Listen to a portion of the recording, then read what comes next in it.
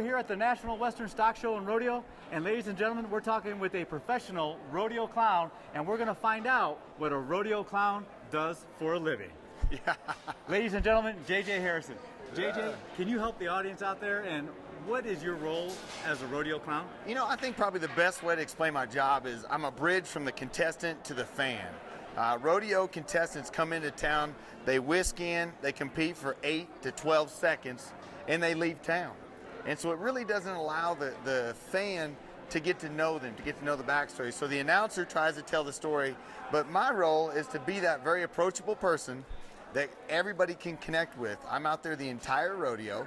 I'm usually there for every performance. Like here at the National Western, all 19 performances, I'm right here performing. And so people get to know me. And if they got a question about the fan, they can ask me. Or if they just want to come and have a good time and they want to know somebody there, I can be that guy they know. You know, I've got to make this statement. It takes a very secure man to wear makeup. Oh yeah. Walk with a sway with his hips in front of thousands of people.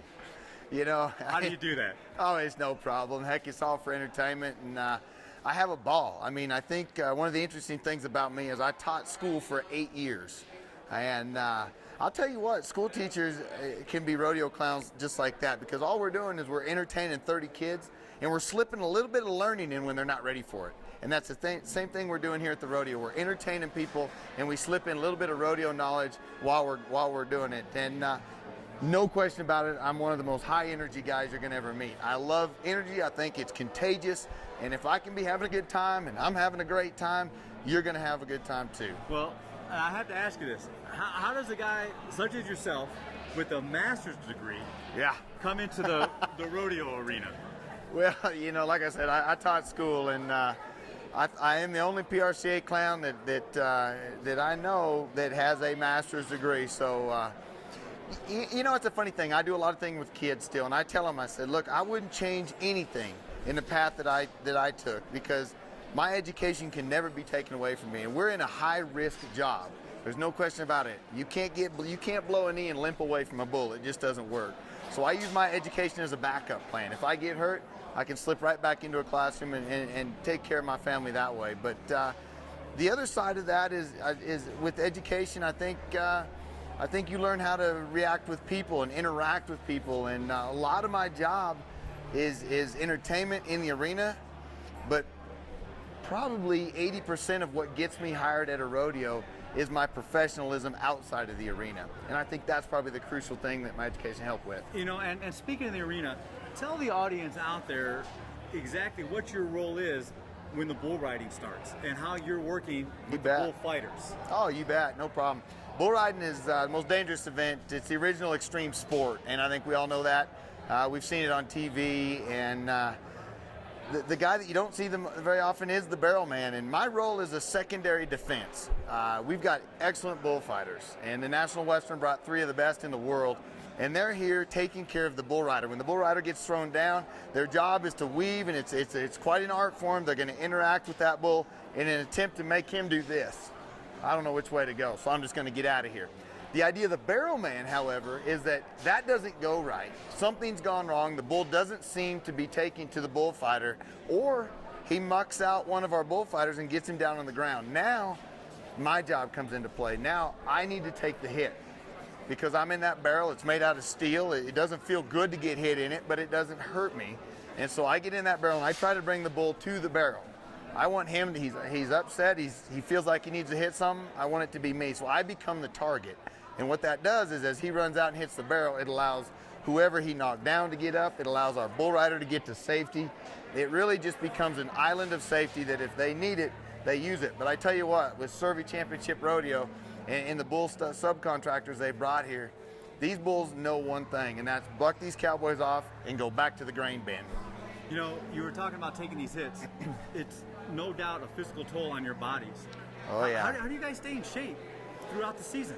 You know, I mean, I do a ton of rodeos from January to December. I'm booked in doing rodeos, and so I stay in pretty good shape. Just when you watch me out there in the arena, you'll see I'm a fidgety, run all over. I'm always sweating, but you know, I think my off season consists of generally a surgery or two. I've had my knees cleaned out 3 times, and I've had a hip surgery. I've had broken ribs. I've had lots of injuries, but I think taking care of those injuries and maintaining a healthy diet. A lot of times when you think of cowboys, we all think of that persona that we're all in bars drinking beer, up all night chasing things around, and it's just not the case. A lot of the cowboys and cowgirls that compete at the PRCA level are businessmen, and so they understand that you got to take care of your body because that's what's paying your bills. And shoot, I'm not a big drinker and probably never will be. I think that I eat right. I try to do everything I can to prevent injury, and that's probably the best strategy I can have, because it will happen. Everybody gets hurt. It's just a matter of when. There's no doubt you're a high energy guy. Oh yeah. But how does the crowd help you during your performance? Oh, no question, man. You feed off them. And that's what's great about the National Western. We got 19 performances, and you'd think, we're at performance, 12, 13 here. You'd think these crowds would be getting lighter, and well, they've seen the rodeo, so they're done, or now we're going to go watch the Super Dogs. But they're not. These crowds have elevated energy, and it's so fun when you come into the arena and you feed off of it. You can feel their excitement. A lot of them have small children there. They're pointing at you. They're trying to get their kid to look at the clown, and all you want to do is make that memorable experience for that fan that they take with them the rest of their life. And I can give them autograph cards till I'm blue in the face. I can sign 500 autograph cards at the end of the rodeo, but it's that memory of what I did during the rodeo that will last forever. We've watched it during your performances, and it seems like the rodeo circuit, you guys are a tight-knit group. Yeah. I've even seen you out there having fun with Miss Rodeo America. Oh, man. Talk about the relationships you develop. And Miss Rodeo America is incredibly talented, and all of our rodeo royalty, especially at the National Western, we've got state-level queens and above. And they understand rodeo. They know that they are ambassadors for the sport.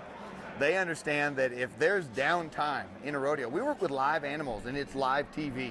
So there's no edit button we can adjust. So we've got to understand that we've got to fill lulls sometimes. And our queens really help me in that if there's lulls and the announcer's got nothing and he comes to me, I might mess with the queens. I might get them dancing. I might have some fun with them. Heck, I think what you're talking about, I wasn't even the clown at the event, but we were up there dancing, having a good time, and it helped fill something. It gave something the fans could look at. And, our royalty is incredible ambassadors for the sport of rodeo, and I'm really glad that we have them, for sure. You're an entertainer. Giddy up. Now, there has to have been a time where you had an embarrassing moment.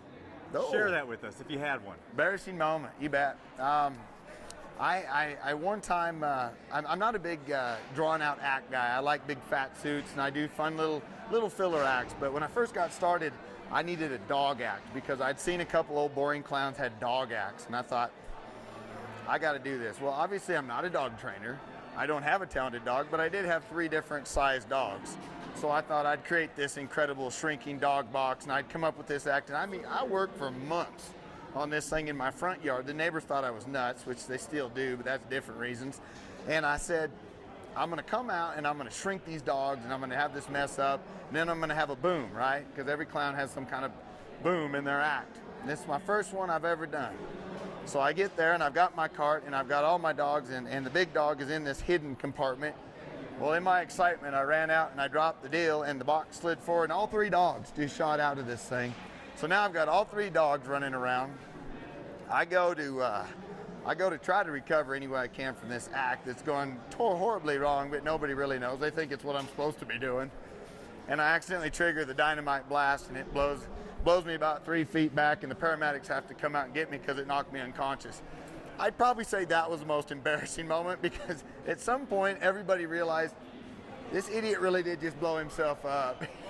So now I don't work with dogs or dynamite, and that's just the 2 Ds I stay away from. Before we let you go, you've seen a lot of rodeo performances. Yeah. Talk about some of your idols in the arena. I've got a ton of them. I'm a fan of rodeo, and I think to do my job the right way, I was a competitor. I've been a bull rider, a bronc rider. I've team roped, I've roped calves. I've tried all the events, minus barrel racing, but I do that at home when no one's watching. Don't tell anybody that. But I'm a huge fan of rodeo, and I love Trevor Brazil. I like that he's setting new records every time he steps into an arena. I think the man has worked hard, and I'm a fan of that. But, I'm a rough stock guy. I'm down here on the rough stock end for the most part. So the Shane Proctors and Cody Teals, and these bull riders that, and I see the beating that they take. A great friend of mine, Ben Londo, was out last night, bronc rider, and this is a guy with not much left in his knee, and he's still out here competing, and it's amazing, and I'm a fan of that. Those are my idols, and I look at their work ethic, and I think to myself, you know what? I need to make sure I do everything I can to promote this sport so that this thing stays around, because I want these guys to come and play in everybody's town, because once you meet them, you'll love them too. Ladies and gentlemen, a cowboy's best friend, the rodeo clown, J.J. Harrison. Thank you so much. Thanks We a lot, appreciate pal. it. A lot of fun. Giddy up. We'll be right back with more Colorado Sports Connection.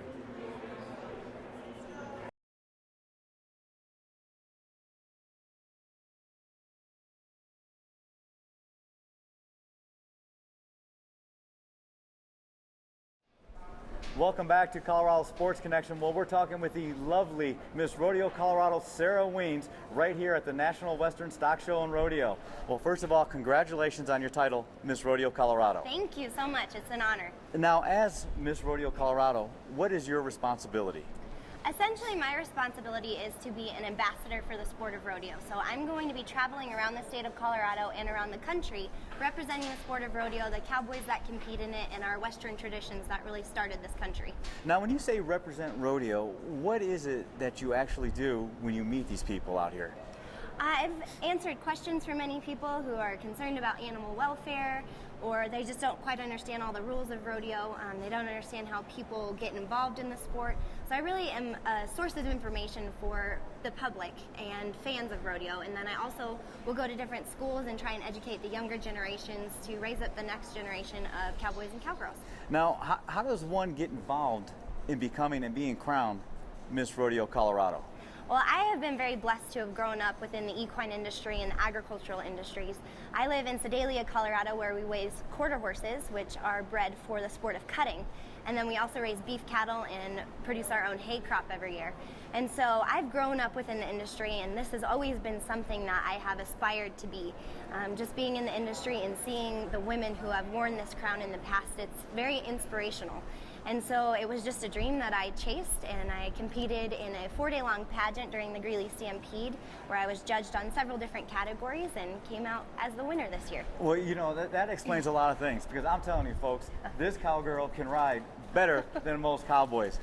Talk about your riding skills. When did that all start? Well, I started riding when I was about 5 years old, when my parents first moved us completely out to our ranch in Sedalia.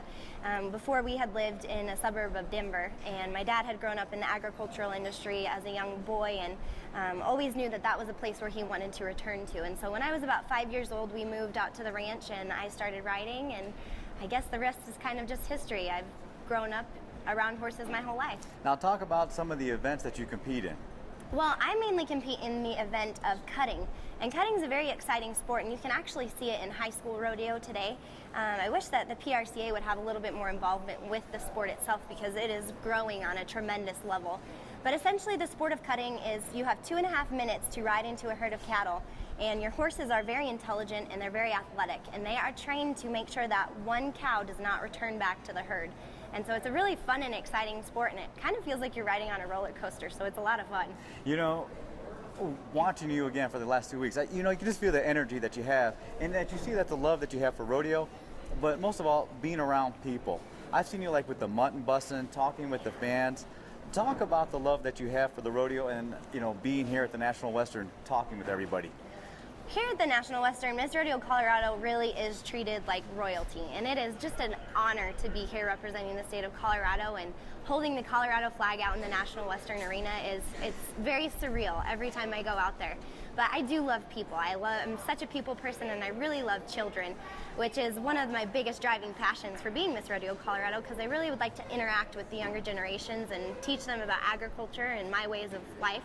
So I do love people, and I just love being around them, and being here at the National Western. It's a huge honor. You know, I talked about your energy. Now, I believe you went to the University of Northern Colorado. Yes. And you were a cheerleader? I was, yeah. Talk about that experience. Well, it was definitely a good way to get me comfortable in front of large crowds, that's for sure. And it was, again, another honor. I loved my university, and I'm a Bear for life, blue and gold through and through. And so it was a great opportunity to represent my school and be out in front of large crowds, and again, be an ambassador for a bigger organization.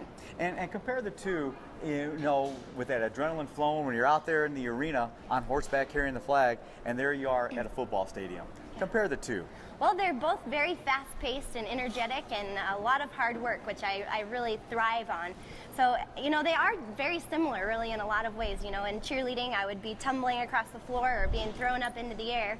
And when I'm out here on the horse, I'm just flying through the arena, and it's something that I had to work really hard to get good at. And yeah, it's a lot of dedication and hard work, but they are very similar. Now, I believe in December, you know, a ways away yet, you're going to get ready to compete for Miss Rodeo America. Talk about the events that you'll be competing in order to be crowned Miss Rodeo America. The Miss Rodeo America pageant has a lot of the same elements as the Miss Rodeo Colorado pageant. Here in the state of Colorado, the Miss Rodeo organization has done a lot of work to ensure that our pageant is run similarly to the Miss Rodeo America pageant. So I'll be competing in different categories like horsemanship, where I have to draw a horse and get on and do a set pattern, and then I'll have to do a freestyle pattern. And then I'll have two sets of interviews. One is a horsemanship interview, and the other one's a personality interview. I'll have to give a speech about the state of Colorado, and I'll have to do some modeling, answer some impromptu questions, and do some different crowd interactions at some different functions as well. Now, believe it or not, now you're going to have, and I know you believe it, you're a role model. Yes. And you got a lot of young girls coming up to you, and they're going to want your crown. What's the advice you would give them as they prepare to be the next Miss Rodeo Colorado? If you are wanting to be the next Miss Rodeo Colorado, I would just say chase your dreams, because this is something that as a little girl I have wanted to be, and it was just something that I kept my focus on and I worked hard for, and it's a very rewarding and very difficult job. So you have to want to go into it knowing that it is a job and it's not just a bunch of sponsored items and a beautiful crown that I get to wear. It's a real job. So you have to be very focused and dedicated, but really just never let go of your dreams. Now, when I believe you were crowned Miss Rodeo Colorado in Greeley in July. Yes. But you didn't represent Colorado until January 1st, correct? Right. Here at the National Western. Yes. When did it all sink in that, Oh man. oh my gosh, I'm Miss Rodeo Colorado? You know, I have asked that same question to a lot of former Miss Rodeo Colorados, because after I was crowned during the Greeley Stampede, it was kind of a, okay, now what moment, you know, because I wasn't sure when it really was going to sink in. And I think probably about the 10th rodeo performance here at the National Western, I really grasped my title and my accomplishment. We'll be right back with more Colorado Sports Connection. We're back talking with the beautiful Miss Rodeo Colorado, Sarah Weens, and we were talking about your role, you know, being a role model. Talk about the importance of a good education. I have been very fortunate to have grown up with a father who really instilled in me the need for education and a good, solid foundation, because really living life, you have to be a lifelong learner. And so every day I try and learn something new, but education has been very instrumental in, I think, who I've become so far. I graduated from Douglas County High School, where I was involved in FFA, and I was also involved in 4-H for many years growing up. And those two programs really helped build a solid foundation for me to excel in college. I graduated from the University of Northern Colorado with a degree in English and a minor in writing, because I really love to creatively write, and I love to read wonderful westerns and all kinds of published works. I also had the opportunity to study in England at the University of Oxford, where I was a member of Trinity College. And over there I studied Shakespeare and C.S. Lewis. And so a good education is very important to me. And I am just so blessed that I was able to have that experience at a very prestigious university. You know, I do have to admit this, you know, I'm doing the research on you, and I also have a major in English. And I was so nervous. I'm like, oh my gosh, she has a degree, you know, and a major in English. I'm like, oh my gosh, am I going to do everything right? You've been here 2 weeks now. Share the experiences that you really enjoyed, you know, representing Colorado as Miss Rodeo Colorado. The first weekend of the National Western Stock Show, they have a different rodeo that's called Colorado versus the World, and it's actually not a PRCA sanctioned event. It's a very unique format. It's an invitation-only rodeo where cowboys and cowgirls from across the country and the state of Colorado come representing an individual rodeo that they have won throughout the last year. And they have 3 rodeo performances in one day, the finals being the final performance of that evening. And I was lucky enough to have the opportunity to co-announce those rodeos this year. So that was a really unique and new job that Miss Rodeo Colorado hasn't had before. So I was actually mic'd on the arena floor interviewing contestants about their performance in the rodeo, and it was a very unique experience. But other than that, it's an honor to carry the Colorado flag into this arena here at the Coliseum at the National Western Complex. And before we go, talk about your favorite event here at the rodeo. My favorite event is definitely the tie-down roping event. I really have a great appreciation for intelligent and athletic horses. And I just truly believe that the tie-down roping horses are very smart and they're usually very well made. And you know, it's just a fascinating thing to watch those horses work and do their job and go into the arena loving it every time. Well, folks can definitely see why she was crowned Miss Rodeo Colorado. But one last question. When you go to the pageant Miss Rodeo America in December in Las Vegas, and when you get crowned Miss Rodeo America, will you promise to come back and be a guest on our show next year? Absolutely. I would love to do that. Yes. There you go, folks. We'll be right back with more Colorado Sports Connection. Welcome back to the National Western Stock Show and Rodeo. We are talking with the president and CEO of the National Western, Paul Andrews. Paul, year number 3 already under your helm. How fast has it gone for you so far? It has gone so fast, I can't even believe I'm standing here telling you it's the end of my 3rd stock show. But what a pleasure to work for this cultural asset and the great brand that we represent here in Denver. Now, talk about how you became and got the role as president of the National Western, because I believe you came over from Crocky Sports. You were there for 20 years? Correct, yeah. I was fortunate to be with the Nuggets and the Avalanche and since 1990, and then Mr. Kroenke, one of the great owners of our time, bought that team in the year 2000, 1999-2000, and so I worked as the executive vice president of Kroenke Sports Enterprises for a lot of years, and this has been a great transition for me because it allows me to take my passion for agriculture as well as my passion for selling tickets and managing venues and sponsorships to this agricultural related icon, the National Western. So it's been just a great fit, and I'm having a great time. What pleasure do you get when you see families coming to the National Western and enjoying their rodeo experience? Boy, it is such a rewarding experience to be part of this staff. All of my staff talk about it. I personally think this is one of the most rewarding jobs in America, to be here knowing that not only are you providing a great family entertainment experience, but through our scholarship trust, we're going to support almost 75 kids this year that are going to school for rural medicine or agricultural education across this great state and the state of Wyoming. So all of those kids are being impacted by the National Western Stock Show for their future education, and that is so rewarding personally, I know, to me, but it's as much rewarding for my staff as well. We all feel the passion there. We're the National Western Stock Show. That means there's 42 states represented at this year's stock show, and there's 37 countries represented at this year's stock show. And so we're more than just a local asset. We are an international asset that is celebrated for its Western heritage, and we got to keep that vision going here as we look to our future. Ladies and gentlemen, we definitely have the right cowboy for the job. Paul Andrews, President and CEO of the National Western Stock Show. Paul, thank you so much for everything. Thank you, Daryl.